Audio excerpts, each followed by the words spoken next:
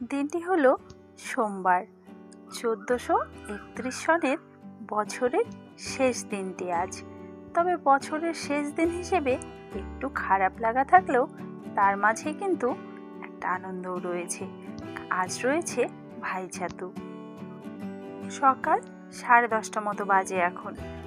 এঁচোড় কাটতে বসেছি। এই এঁচোড়টা জানো তো মাসি বাড়ি থেকে আনা হয়েছে। আগের দিন একটা এঁচোড় নিয়ে এসেছিলাম, সেই এঁচোড়টা রান্না করে এতটা ভালো লেগেছে খেতে, তাই কাল যখন দিদাকে আনতে গিয়েছিলাম আবারও আরেকটা এঁচোড় নিয়ে এসেছি।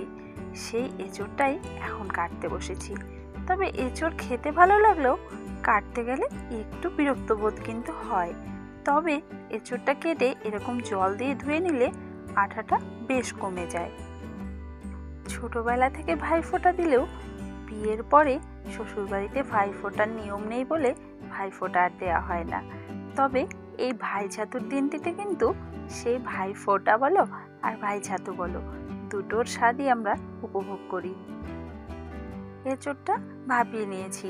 এবারে নুন হলুদ দিয়ে এঁচোড় আর আলু ভেজে নেব।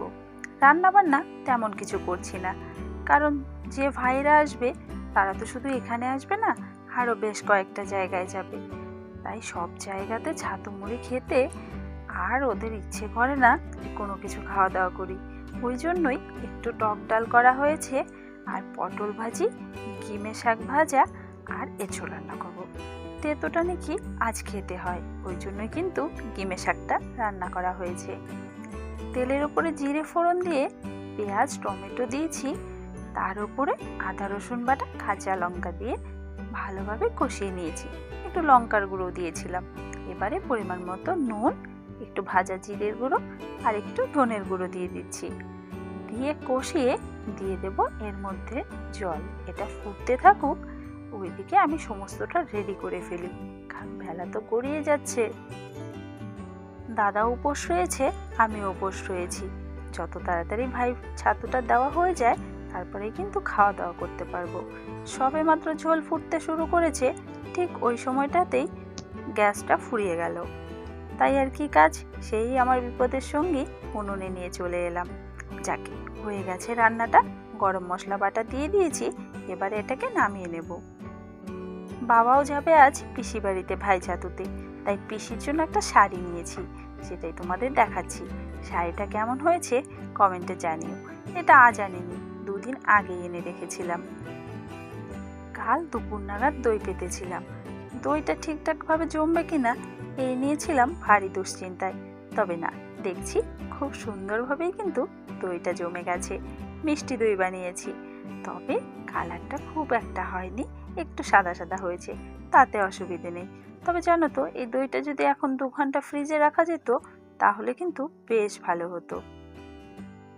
আজকের মূল পর্ব হচ্ছে এই ভাইঝাতু। দাদা, সায়েন, আবি, ওদের 3 জনকে এখন দিয়ে দিচ্ছি। আর বাকি যে ভাইয়েরা আসবে ওরা খানিকক্ষণ পরে আসবে।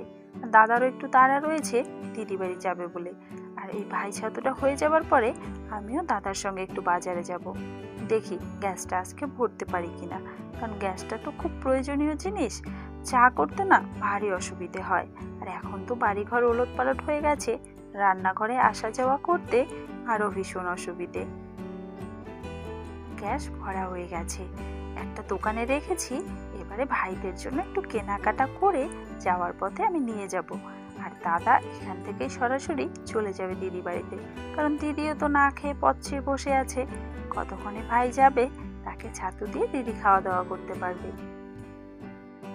বাড়ি গিয়ে একবারটি ফোন করি, ওরা কখন আসবে। এদিকে আমিও তো উপোস রয়েছি। দুপুর গড়িয়ে বিকেল হতে চললো। যাকে অপেক্ষার অবসান, চলে এসেছে সকলে। তবে সকলেই আসেনি, আরও 2-1 জন বাদ পড়ে গেছে। ওরা নাকি এবছরটায় আর আসবে না। যাক, যারা এসেছে তাদেরকে একটু ভালোভাবে আশীর্বাদ করে দিই, কারণ সকলেই তো ছোট, বড়োর মধ্যে শুধু দাদা রয়েছে। ভাইফোঁটা বলো আর ভাইঝাতু বলো, এই দুটো দিনেই কিন্তু আমরা প্রত্যেকটা বোন ভাইদের মঙ্গল কামনাই করি। তবে জানো তো, এবছরটায় মামা বাড়ি থেকে কেউ এলো না। এই মামা বাড়ি থেকেও কেউ আসেনি, আর ওই মামা বাড়ি থেকেও কেউ আসেনি। চলে এসেছে বাবা পিসি বাড়ি থেকে।